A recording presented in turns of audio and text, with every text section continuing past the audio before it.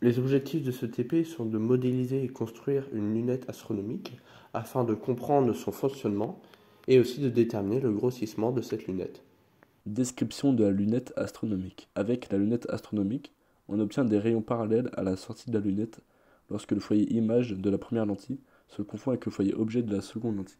Pour obtenir un objet situé à l'infini, on utilise un objet lumineux, ici la lettre F, que l'on place au niveau du foyer objet de la lentille, c'est-à-dire à 10 cm de celle-ci. On réalise le schéma de ce montage.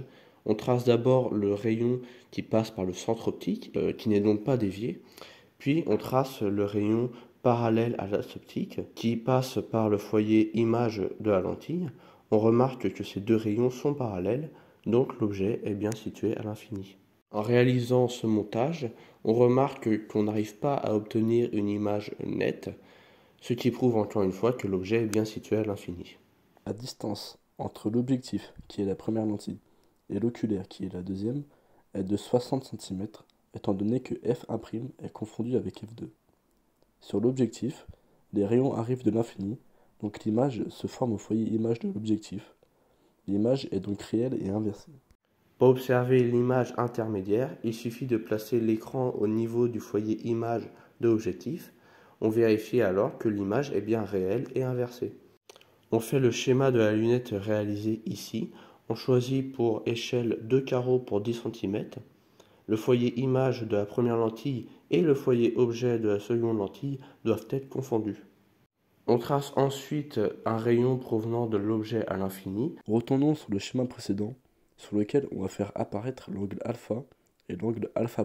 Pour l'angle alpha et alpha', on peut écrire que la tangente de alpha est égale à alpha, qui est égal à A1B1 sur OF1', qui donne A1B1 sur F' de 1. Et la tangente de alpha' est donc égale à alpha', qui est égal à A1B1 sur OF2', qui donne A1B1 sur F' de 2. Le grossissement de la lunette notée grand G est égal à alpha' sur alpha, qui est égal à A1B1 sur F' de 1 sur A1B1 sur F' de 2. Si on simplifie le tout, on obtient F' de 1 sur F' de 2. Le grossissement théorique de la lunette est donc égal à F' de 1 sur F' de 2, qui est égal à 50 sur 10. Le grossissement théorique de la lunette est donc égal à 5.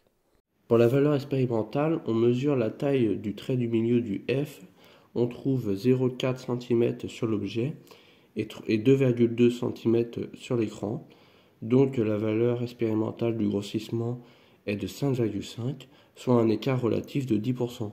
On doit utiliser les deux lentilles dans cet ordre, car si on les inverse, la lunette va diminuer l'image.